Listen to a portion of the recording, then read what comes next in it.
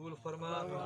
मदीने वारे मीर जे हथारों 1,24,000 अंबिया इकराम कमो पेश उन्हनि जूं उम्मतूं व इलारा 75 पाक 12 इमाम 14 मासूम 4 या रसूल पाक सल्लल्लाहु अलैहि वसल्लम गौस कुतुब पीर फकीर दरवेश अब्दाल प्यारा नेक सालेह बाना गुजरिया महबूब हकानी कुतुब रब्बानी सैयदना हजरत अब्दुल कादिर जिलानी बादशाह पीर दिलबर दस्तगीर दरबार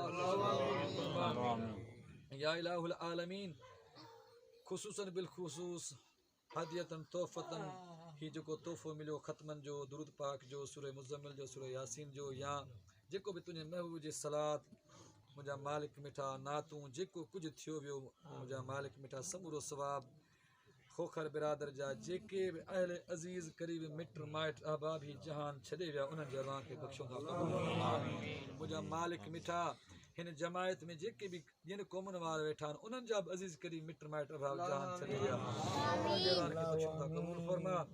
जेका भी मुस्लमान उम्मत ही जहान छॾे वई आहे उन्हनि जे अरवाह खे बख़्शो था क़बूल फरमा।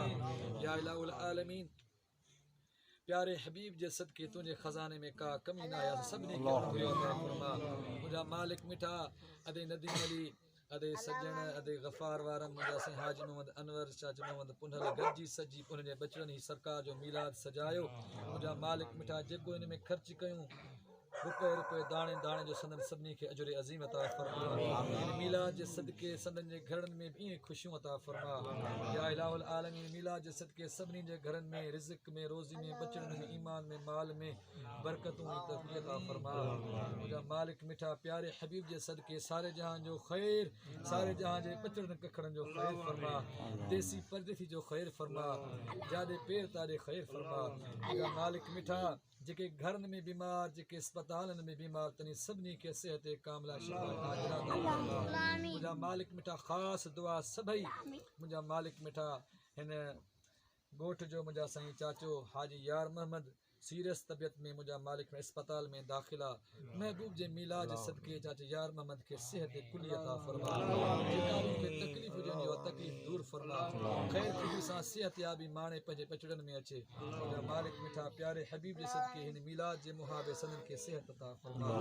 या इलाहुल आलमीन जंहिं मीलाद कयो सभिनी जे बचड़नि कखड़नि जो ख़ैर फरमा। या इलाहुल आलमीन पाण में ईअं मोहब्बतूं एको इतिहाद में सदन खे रहण जी तौफ़ीक़ अता फरमा। सभिनी जे वास्ते दुआऊं क़बूल फरमा सभिनी जी आमीन चाचा यार मोहम्मद जे लाइ क़बूल फरमा। या इलाहुल आलमीन असांजी दुआऊं सभिनी जे वास्ते क़बूल फरमा। क़ाल अल्लाहु तबारक व तआला अज़्ज़ व जल्ल फी शान हबीबिही इन्नल्लाह व मलाइकतहु युसल्लूना अलन नबी या अय्युहल्लज़ीना आमनू सल्लु अलैहि व सल्लिमू तस्लीमा लबैक अल्लाहुम्मा सल्लि अला सय्यिदिना शफीना मौलाना मुहम्मद व अला आलि सय्यिदिना मुहम्मद व बारिक व सल्लिम अलैहि।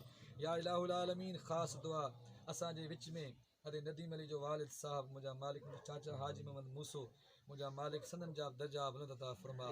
यकीन उन मरहूम जा रूह अॼु ॿुधंदा हूंदा उनजे बचड़नि ई मिलाद कयो उनजे भाइरनि उनजे भाइटनि मुंहिंजा मालिक मिठा उनखे बि जन्नत फिरदौस में आला मक़ाम अता फरमा। या इलाहुल आलमीन नदीम अली जी अमर नदीम अली जी भेण मुंहिंजा मालिक उनखे बि मुंहिंजा साईं मुंहिंजा मालिक मिठा उनखे जा बि दर्जा बुलंद अता फरमा आला खां आला मक़ाम अता फरमा। या इलाहुल आलमीन सभिनी जे वास्ते दुआऊं क़बूल फरमा। वसल्लल्लाहु तआला अला खैर ख़ल्क़िही सय्यिदना शफीना मौलाना मुहम्मद व अला आलिहि व असहाबिही व अहले बैतिही अजमईन आमीन बिरहमतिक या अरहमर राहिमीन।